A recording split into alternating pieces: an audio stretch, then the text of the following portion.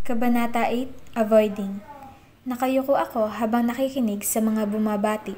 Simula noong bumati ang mga Villegas, mas naririnig ko na ang batian dahil palapit na kami sa mga Riego. Everyone seemed so confident talking to Hades or Ares. They all sound so normal. Why can't I? I was trained to be a social butterfly and yet I can't even strike a good conversation now. I really only see you when it's Tito's birthday. You're so busy, Hades.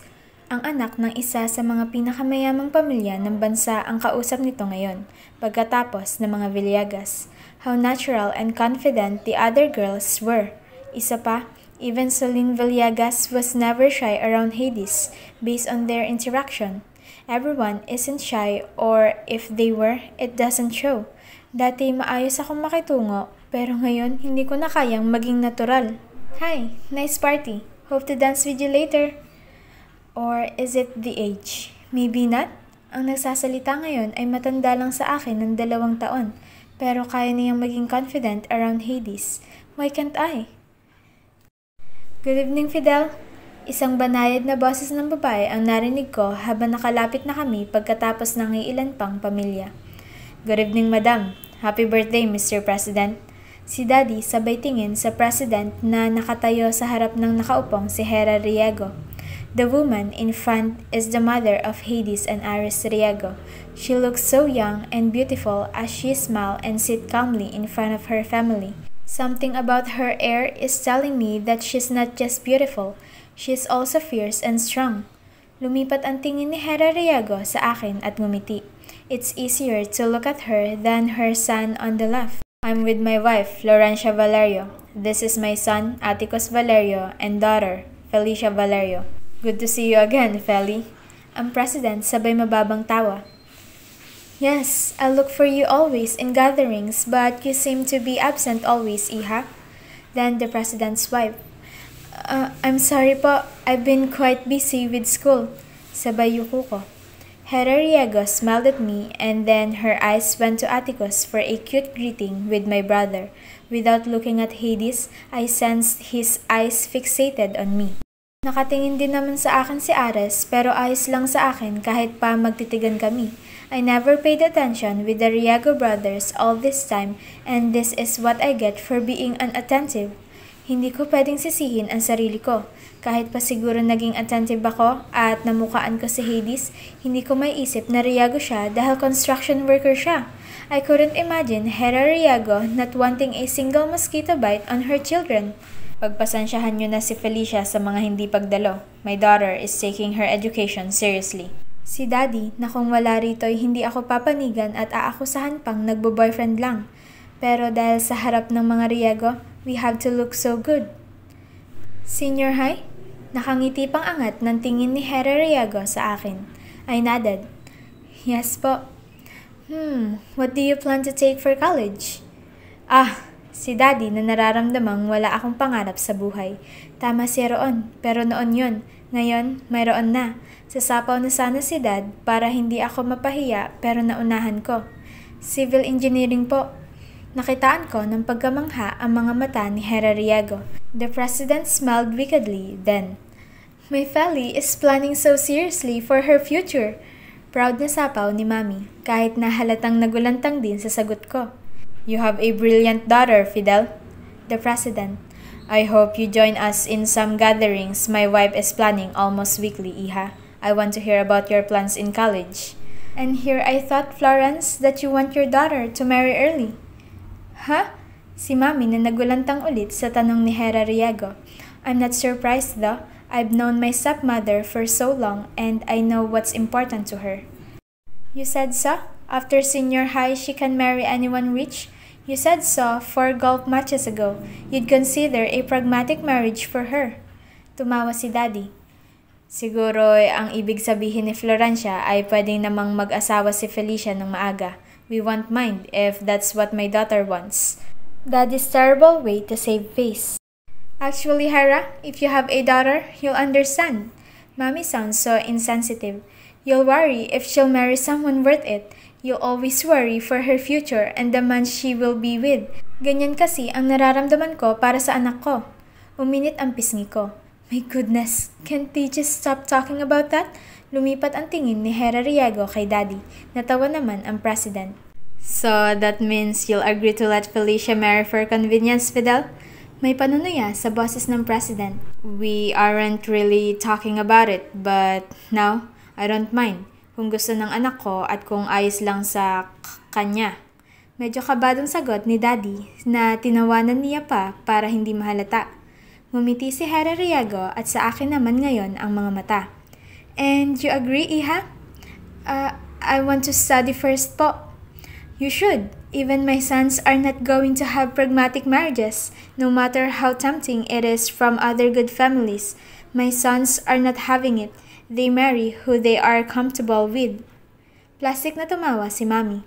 But Hera, we have different opinions. Isa pa, magaling makisama ang anak ko. She can easily be comfortable with any man, so a pragmatic marriage is not a far idea. Nagkatinginan si Mami at si Hera Riego. Sa huli ay tumango at ngumiti ito kay Mami. Yumuko ako sa kahihiyan para sa sarili at para na rin sa mga magulang. Mabuti na lang at tinawanan lang ni Daddy at ng President ang kaunting salungatan ng opinyon. It was a success. Despite the embarrassment from my parents, ni isang beses hindi ko sinulyapan si Hades. Hindi rin naman siya nagtangkang kausapin ako at siguro dahil na rin sa mga sinabi ni Mami niya at ng Mami ko. Abala sa pag-uusap si Daddy at Mami tungkol yata sa napag-usapan kanina nang nakarating na kami sa aming lamesa. Marahan ang usapan nila kaya hindi ako sigurado kung nagtatalo o ano. I think I saw Reynaldo a while ago, but then I don't see him now. Maybe I should text Arturo and tell him I'm actually here. Tingin ko, nasa kabilang dako sila ng hall. Ganoon din ang ibang kaibigan. But I saw Gretel and waved at her. Nasa unahang lamesa siya at gustong-gusto nang lumapit pero hindi yata pinapayagan ng mga magulang dahil kaunti na lang magsisimula na ang party. Dahil nagsisimula na ang program ng party, natili na kami sa upuan para pumalakpak at mamangha sa mga performance. It's always this grand and exclusive for the Riegos and I can't help but be awed. Arturo. Nandito kami sa left wing. Nag-text nga si Gretel na nasa right wing kayo. Sumama ka pala. Buti na lang. Gretel. I saw Dean. He's also near us. Did you see him?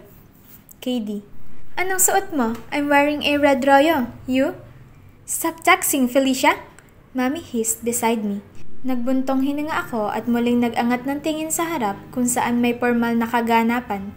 As if I'd be seen here texting. Everyone is busy with the program, so a text won't matter if I don't want Mami to keep hissing beside me. Bukod sa program, may full course dinner din habang nagpapatuloy ang nasa harap. After some good 2 hours, it's time for the informal party. May mga lumapit sa lamesa namin para batiin si Daddy sa pagkakuha ng Outstanding Engineer Award. Kalaunan din, nilapitan si Mami ng kanyang mga amiga. Tumayo siya at nakahalubilo sa kanila. Isinama si Atticus para makalaro ang mga anak din ng mga iyon. Hihintayin ko sana si Gretel na makalapit. Natanaw kong may kausap pa siya. I watched some waiters serve cocktails from table to table while everyone is busy socializing. Some of the older businessmen dance on the dance floor while most are busy talking. Habang sinusundan ko ng tingin ang waiter, nadaanan ng mga mata ko si Hades na palapit sa banda rito. Without hesitation, tumayo ako at wala sa sariling nagpaalam kay Daddy. Dahil abala si Dad, hindi niya namalayan ang pag-alis ko. So, I can't stay near Gretel. I had to go to the Lopez's and just chat with them. Sa lawak ng lugar, hindi ko agad nakita sina Arturo. Inabot pa yata ako ng 5 minuto bago ko sila nakita. Gigil akong kumaway at ngumiti nang nakita si Arturo na abala sa pakikipag-usap kay KD at sa ilan pa naming kaibigan. He pointed at me and everyone waved. Binilisan ko ang paglapit ngunit sa likod niya nakita ko ang pagkakamayan ni Franco at Hades. I was about to glide near them when I took a quick turn just to get away. Nakihalo ako sa mga tao. I heard my phone ring. Hindi ko sinagot kaya kalaunan text naman. Arturo. Ba't di ka lumapit? Gretel. Where are you? Hinahanap ka ni Din. I met Ares and Hades when I was 10 years old. I heard from someone. Nasa mga cocktail and dessert table ako ngayon. Mas mainam na dito muna ako dahil maraming tao at madaling magtago. Kumuha ko ng isang cocktail na kulay orange. I sipped on it a bit. I met Hades when I was 9 years old. Napasulyap ako sa hindi kalayuan at nakita ang isang grupo ng mga babae. With them is Sulin Villegas and her friends. Nauna mong nakilala si Hades, Sulin, pero pare-pareho yata tayong hindi niya matandaan. Nagtawanan silang lahat. That's alright. I will visit VHRV from time to time from now on. Sayang at hindi pumapayag ang mga Riago sa fixed marriage. Dad said they tried to convince Tita Hera para sana kay ate. Kung pumayag siya, si Hades at ate, tapos baka ako at si Ares. I sipped on my cocktail again as I continued listening to them. Nang namataan ko ang pagbabago ng itsura nila, pagkaka-excite at pagkakamangha, napalipat ulit ang tingin ko sa tinatanaw ng lahat. I saw Hades coming towards them and then for a moment, our eyes locked. Tumikhim ako. Hindi ako pwedeng biglaan tumakbo dahil mahahalata niya.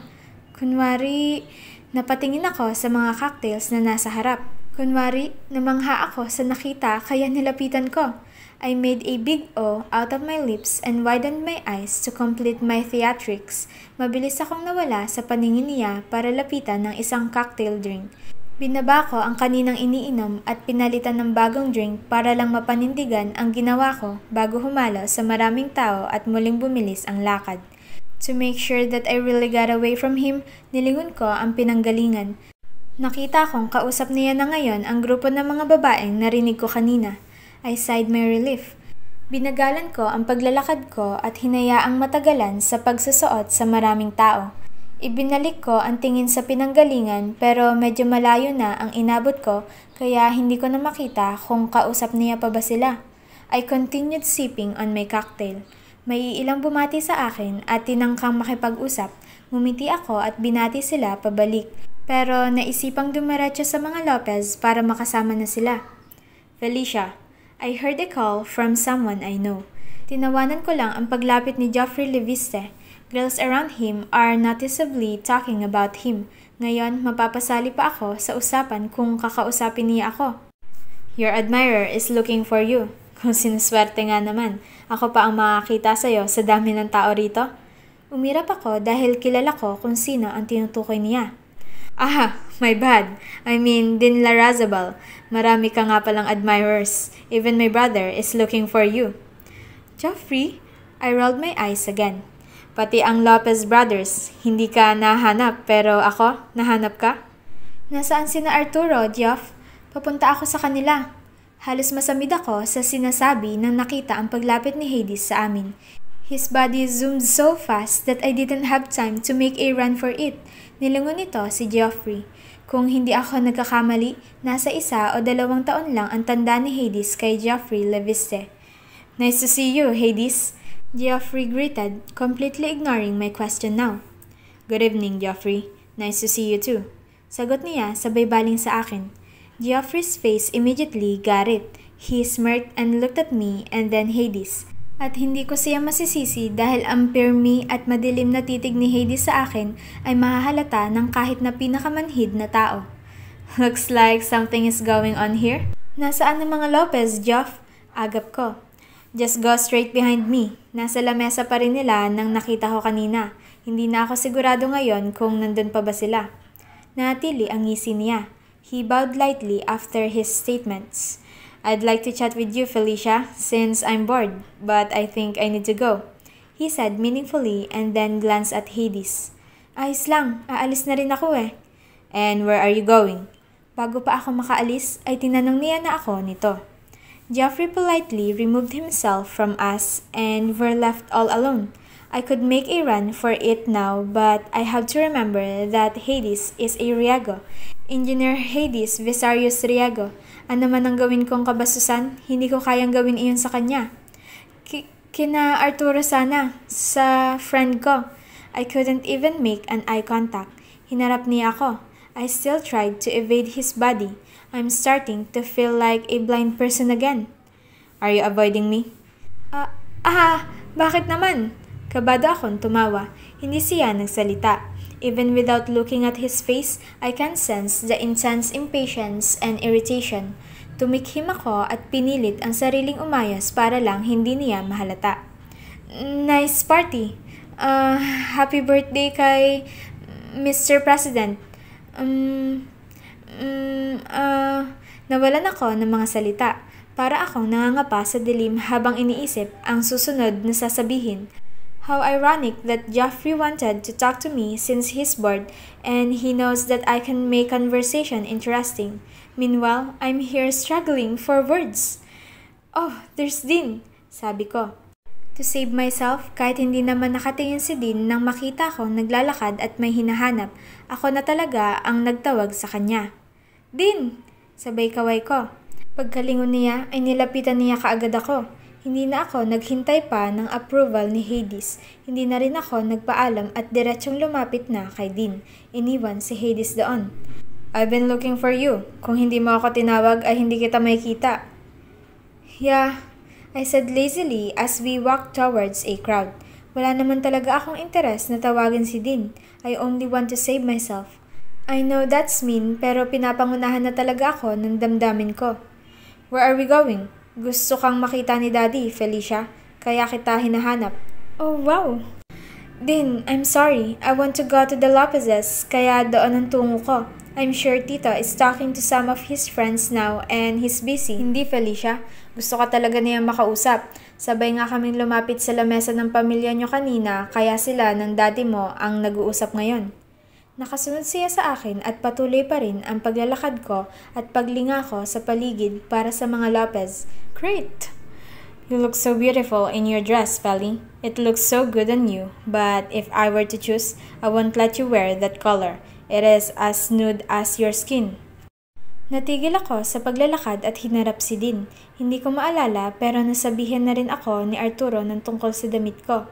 He told me that my skirt is too sexy, but it feels alright and normal. Kung kay Dean nang gagaling, naiirita ako.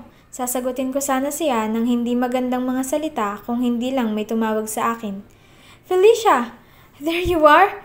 Si Katie sabay ngiti. Nilingon ko siya at nakitang nasa pagtitipon siya ng mga Lopez at iilan pang kaibigan. Even Joffrey Leviste is with them.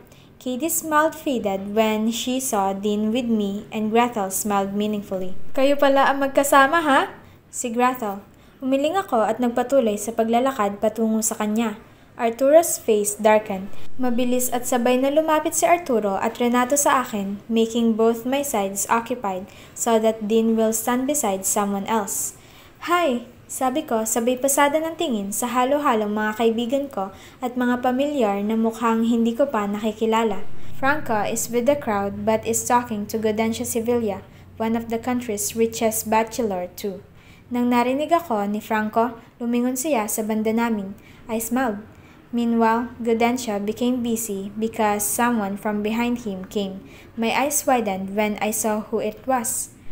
Kayo na ba? Si Katie na iyon agad ang tingin. Halos lahat excited na marinig ang sagot ko. Marami ang may gusto kay Dean at isang malaking balita kapag sinabi ko iyon. Bago pa ako makapagsalita ay tinawanan na ni Arturo ang tanong ni Katie. Para namang hindi mo kilala si Felicia, Katie. Her opinion can change over time, especially that Dean is dreamy. Katie smiled at Dean cutely. Formal namang ngumiti si Dean dito.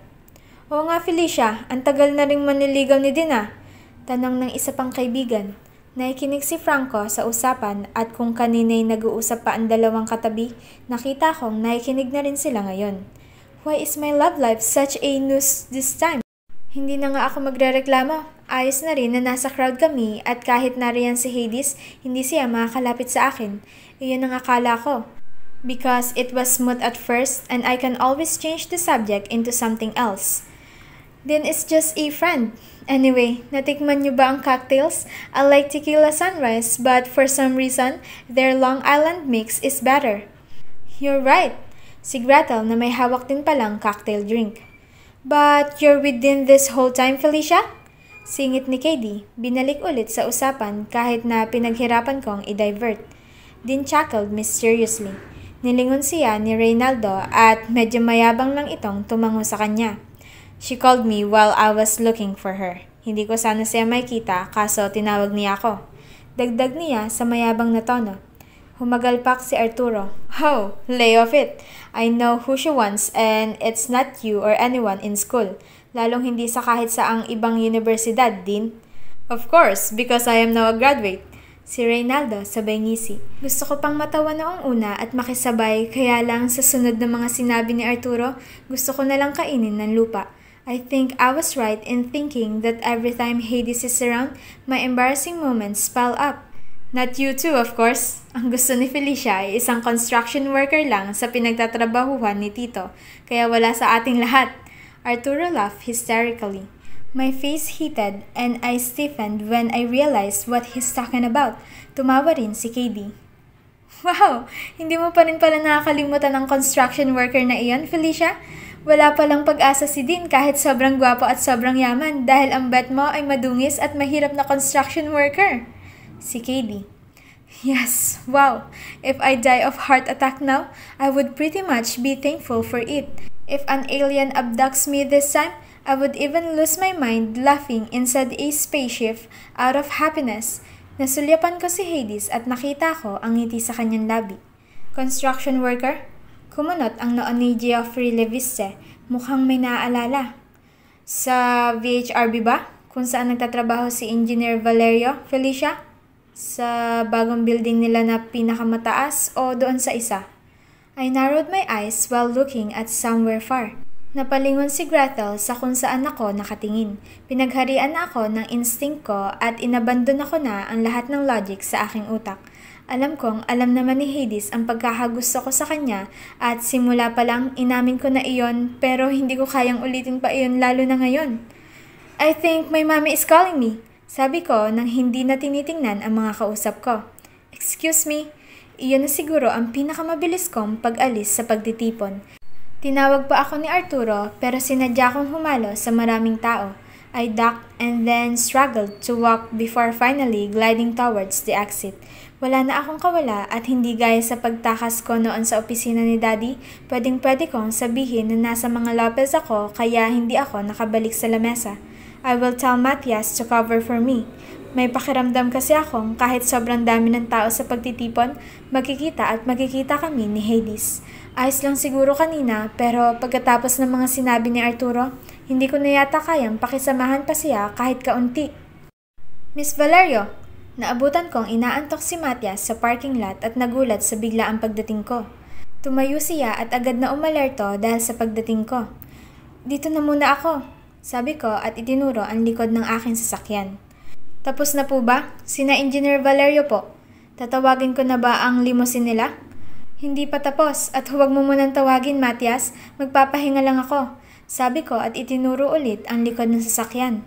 Nang nilingon ko si Matias dahil hindi niya pa binubuksan, nakita kong nakaplaster ang mga mata niya sa likod ko. Bubugahan ko na sana siya ng apoy dahil hindi niya pa binubuksan ang sasakyan, kaya lang nilingon ko muna ang likod ko. Lalo na noong nakitang bahagyang yumuko si Matias habang nakatingin sa kung ano o kung sino. It was as if all of my thoughts and brain cells died. Nablangko ang utak ko at pakiramdam ko. Inaangat na ako ng hangin nang nakitang palapit si Hades sa akin.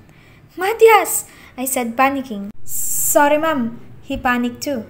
He clicked my car's button and opened the back seat door for me but it was too late. Hindi pa na isasarado ni Matias ang pintuan, naroon na si Hades. Pagkapasok ko at nang nilingon sila sa labas, nakita ko na ang pagtango ni Matias at muling pagyuko niya bago ang pag-atras. Matias! I called out of desperation but he really went far away from us and I'm left alone with Hades.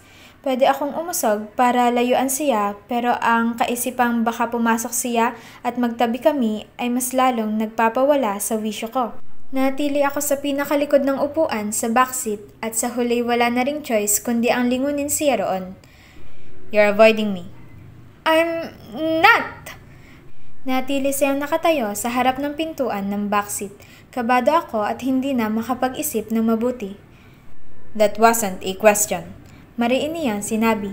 My mouth dropped open for words pero walang lumalabas. Are you scared of me? He asked quietly. Umiling lang ako, nanunuyo ang lalamunan at wala talagang masabi. Sinulyapan ko siya at nakita ang paggalaw ng Adam's apple. He tilted his head and his eyes lowered at me, this time with indulgence and gentleness. Are you scared of me because I am a Riego? Ulit niya. Umiling ulit ako. My heart boomed like a broken record of a drum cover. Nabibingi ako sa sariling pintig ng puso. You're scared of me because I'm a Riego. Kaya rin hindi ka na bumalik at kaya mo rin ako iniiwasan, hindi ba? Hindi nga kita iniiwasan! Agap ko. Medyo napalakas ang boses dahil sa kaba. Natigilan si Hades sa sinabi ko. I'm sure it wasn't because of my statement. It was because of my tone. Kinailangan ko tuloy dagdagan para lang maipahayag ang pagkakapanatili ng respeto. Hindi kita iniiwasan, Engineer Riego. He chuckled a bit. My eyes drifted at him and realized that his chuckle didn't have humor in it. Engineer Riego, really? May sarcasm sa tono niya roon. Hindi kita iniiwasan. Ulit ko. Tinanggal na ang label niya nang natantong hindi niya yata iyon gusto. Bakit pa ulit-ulit ang sinasabi ko? Tuwing nag-uusap kami, gaya noon sa opisina, wala talaga akong maisip na salita, kaya paulit-ulit na ang sinasabi ko. Then why are you here? Hamon niya. Tuluyan na akong hindi makahanap ng salita. Para ako nangangapa sa dilim at walang nakakapang kahit isa. Why did you walk out the last time we saw each other in your father's office? Isa-isang tanong lang sana at wala pa ako nakakapang salita, Hades. Tell me honestly, so I would know how to treat you next time. If my presence bothers you, if I am making you uncomfortable, I won't make it hard for you. He said it slowly and calmly. Finally, may nakaparing salita. Hindi kita iniiwasan. Wait, pareho lang lahat ng sinabi ko ah. His eyes narrowed. The coldness of his gaze made me shiver. His jaw clenched and he spat his next words with a tone that made my heart jump. Bumisita ka sa opisina ng daddy mo, kung ganoon. Oh sure, yun lang naman pala. Easy. And I can't even say those words. And let's go back to the party. I'll escort you back to your family's stable. Maybe it's easier if I tell him that I'm really avoiding him because it's the truth. But he is Engineer Hades Riego. He's a Riego. Ano ang sasabihin nila kung aamin ako na iniiwasan ko siya? At paano kung makakarating kay Daddy na naging masama ang pakikitungo ko kay Hades sa simula pa lang at hanggang ngayon? Hindi na ako nagsalita. I stepped out of the car to prove to him that I'm not really avoiding him. I can go back with him to the party. Umatras siya para bigyan ako ng espasyo. Nag-angat ako ng tingin sa kanya at nakita ko ang madilim niyang titig sa aking damit. Inayos ko ang buhok ko at ang kaunting gusot sa palda galing sa pag-upo. Nang ibinalik ko ang tingin ko kay Hades, tanggal na ang coat na suit niya at mabilis niya nang isinabit iyon sa aking balikat. I'll escort you back to your family. I won't stay for long because I have to talk to some guests. You'll stay until your father wants you to go. Your relationship with him is bruised, just because you're avoiding me. Nagulat ako roon. Siguro ay nasasabi ni Daddy kung gaano siya ka-disappointed sa akin tuwing hindi ako pumupunta. Ayaw ko mang aminin, pero tama siya. Alam niya. Hindi kita iniiwasan. Ulit ko. He looked at me intensely. Nag-iwas ako ng tingin dahil may pakiramdam akong alam niyang nagsisinungaling ako.